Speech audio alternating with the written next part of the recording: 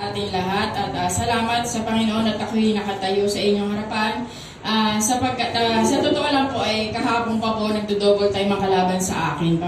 Kasi talagang alam niya tatayo ako rito, so kahapon pa hinahadlangan upang tumayo ako rito at kanina rin talagang double time siya para hindi ako tumuloy dito, pero hindi hinayaan ng Panginoon na ako'y matalo. Kumbaga, kapag ano tayo ng Diyos, hindi hayaan ng Panginoon na talagang agawin tayo ng kalaban.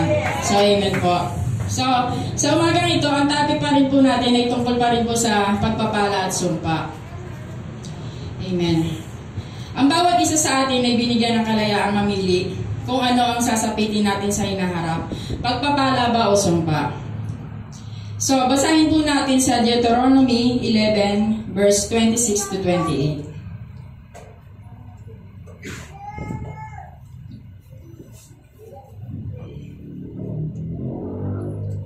Sinasabi po rito, sa araw na ito, binibigyan ko kayo ng pamimilian, pagpapala o sumpa. Pagpapala kapag sinunod ninyo ang kanyang mga utos, ngunit sumpa kapag sumamba kayo sa ibang Diyos sa halip na sumunod sa kanyang mga utos. So, amen. So, napakaliwanag naman po sa atin na sinasabi ng Biblia na kung tayo ay susunod, ay pagpapala ang ating matatanggap. At kung tayo naman ay susuway, sumpa ang ating matatanggap. So, meron po akong 4 na halimbawa na pwede natin matanggap kung tayo susunod sa ating Panginoong Diyos. Una po, ay magkakaroon tayo ng masaganang buhay. So, yun po, kung tayo susunod, talagang bibigyan tayo ng Panginoon ng masaganang buhay. At ang pangalawa, magiging ligtas tayo at ang ating sambahayan sa anumang lahat ng mga kaguluhan at mga kasamaan. So, pangatlo po, walang mabuting bagay ang ipagkakait sa atin ng Diyos at lahat ng ating mga pangangailangan ay bibigyan niya.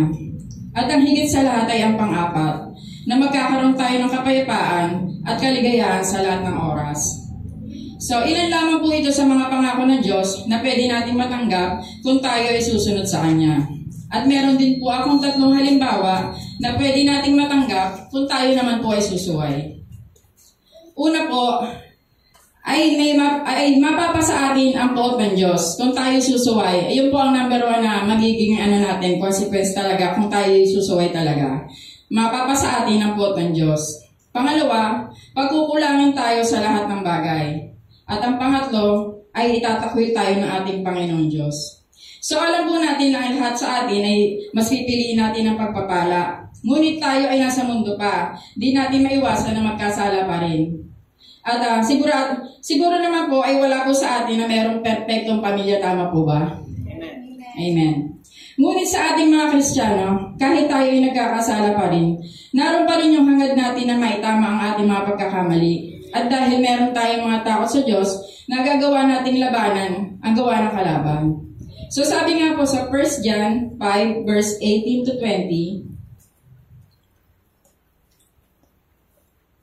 sinasabi po rito, alam natin ang mga anak ng Diyos ay hindi nagpapatuloy sa pagkakasala, sapagkat iniingatan sila ni Jesucristo at hindi sila maaaring galawin ng diablo. Amen. Alam natin tayong mga anak ng Diyos, kahit ang buong sanlibutan ay nasa kapangyarihan ng diablo. At nalalaman natin na parito ang anak ng Diyos at binigyan niya tayo ng pangunawa upang makilala natin ang tunay na Diyos at tayo nasa tunay na Diyos sa kanyang anak ni Jesucristo.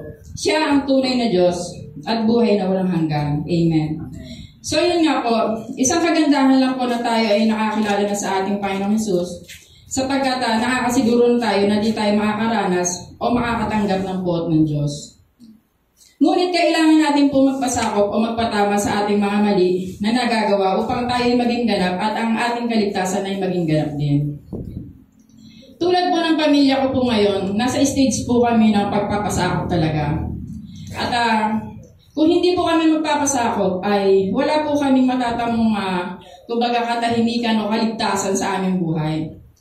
So, pero sabi nga po ni Pastor din kahapon sa Life Class Party, ang isang tao na nasa stage pa lang ng pagbago, yung kinokorek pa, hindi naman siya agad-agad na mababago eh. Kailangan mo magpasakop upang mabago ka. Kasi kung hindi ka magpapasakop, hindi ka talaga mababago.